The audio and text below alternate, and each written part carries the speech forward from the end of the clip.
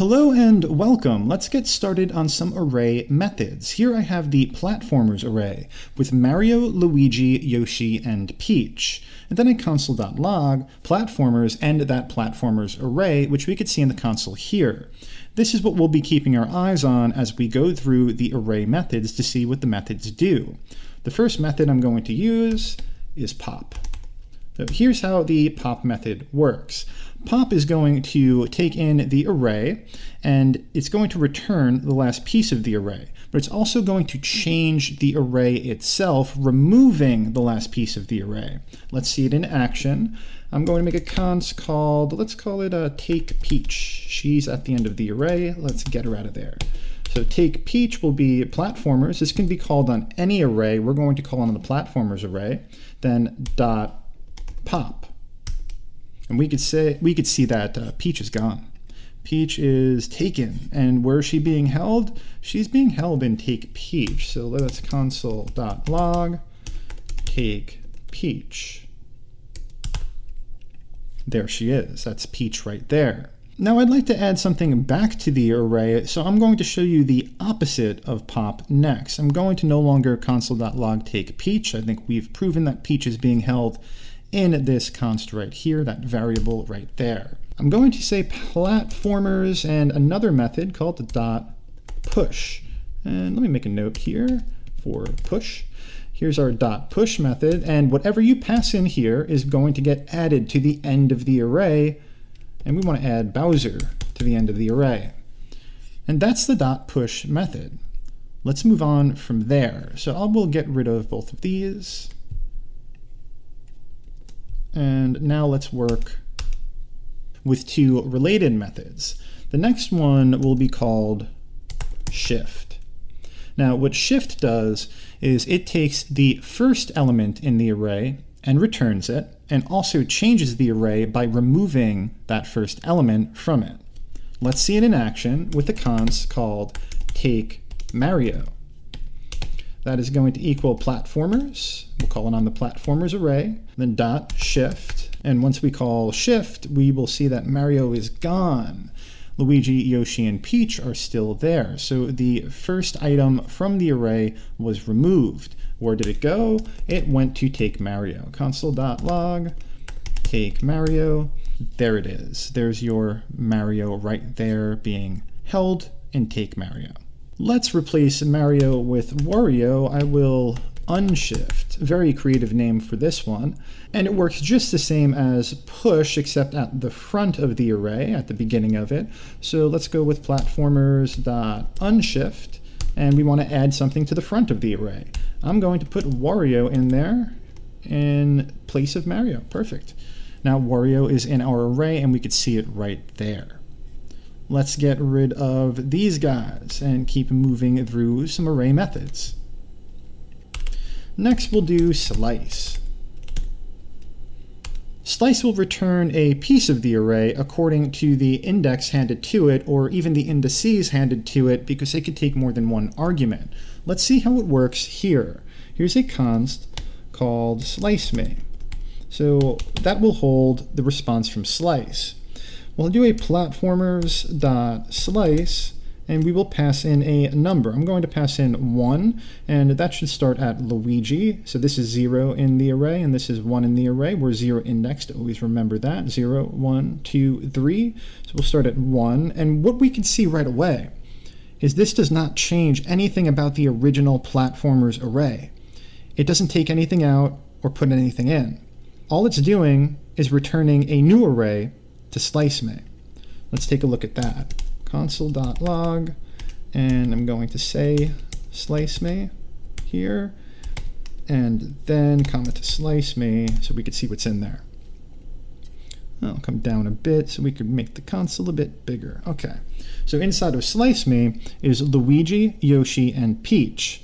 So that started at position 1, and we could see that there. It started at position 1, and it's inclusive of position 1, Luigi, Yoshi, Peach. That's what we asked to be returned. Now, say we go to position 2, it should start at Yoshi and just give us Yoshi and Peach. And remember that this is inclusive. So 0, 1, start at position 2, and what we're saying is just go for the rest of the array. A cool thing you could do with this is use some negative indices. So if I just want to return, say, the last element, I could just say -1, and there I have an array with just Peach in there, or the last two, -2 will give me Yoshi and Peach. Now, what if we want something in the middle? I have 1, 2. That just gives me Luigi.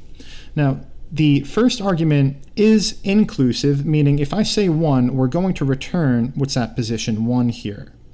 But if I say 2 as a second argument, that's exclusive. We're not going to return what's at position 2 here. And we could use that exclusivity to still return 2 different ones. What we have to do is say, I want Luigi until we hit Peach. So I would say, I want from Luigi until we hit Peach. I don't want Peach though. So I will say, okay, Luigi, and until we hit Peach. Now I have Luigi and Yoshi. So I start at 1 and until we hit index 3, but don't return index 3. That's how Splice works. Let's move on to the next one.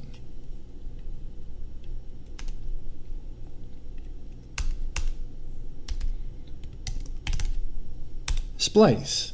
Let me just grab the platformers. I want to keep it in the view for us. I want to be able to see it real nice. I'll put it here and comment you out. Cool. Let's work with Splice. Maybe you should be above Splice, huh? Now, Splice has a lot of things that it can do, and let's walk through each one of them. I'm going to make a const called splice me. Now, my const splice me is going to equal platformers.splice.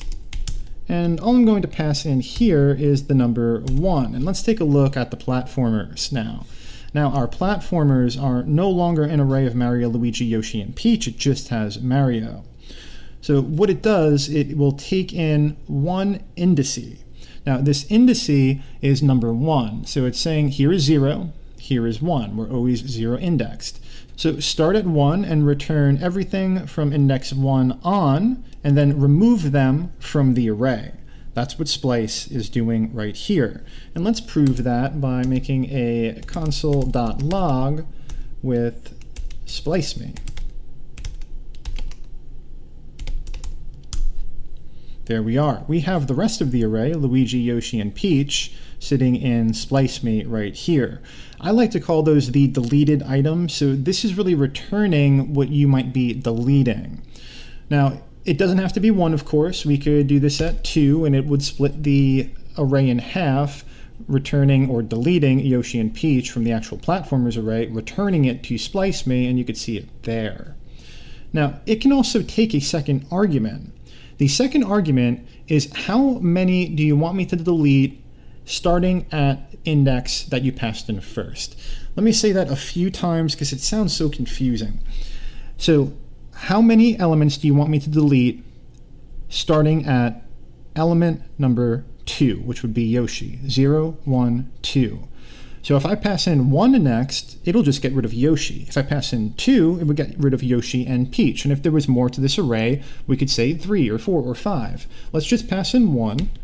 Oop, let's bring that back, comma, and then pass in 1. And we could see that it's just getting Yoshi out of there. So we're able to remove just Yoshi.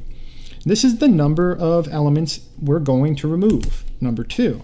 So we're going to get rid of Yoshi and Peach there. It's out of the platformers array and in our deleted array here, the splice me. And you could, of course, do this in other places, like start at 1, and then we'll just get Luigi and Yoshi out of there. 1 and 1, let's just take Luigi. Now 1 and 0, don't do anything. Now why would we do this? This is if we want to add something to the array. So say that I want to add something to the array starting at position 1. This is how we do it. Just comma 2, thing 1, I'll call it. Now this gets added at position 1. Not after, but at position 1. This is also great for replacing. I just want to replace Luigi now with thing 1.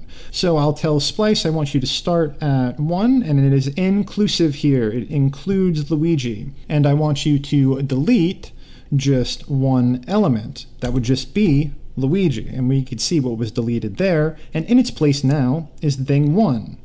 Another cool part of this is you could pass as many arguments as you want right now. So I'm going to add thing 2 as well, and we can see our array can grow this way. And that's pretty much how Splice works.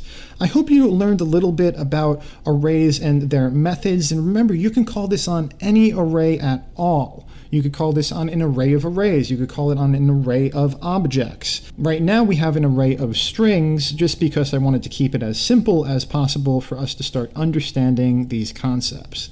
I hope that you enjoyed this one, and I want to see you guys on the next one. Great job today, and keep coding.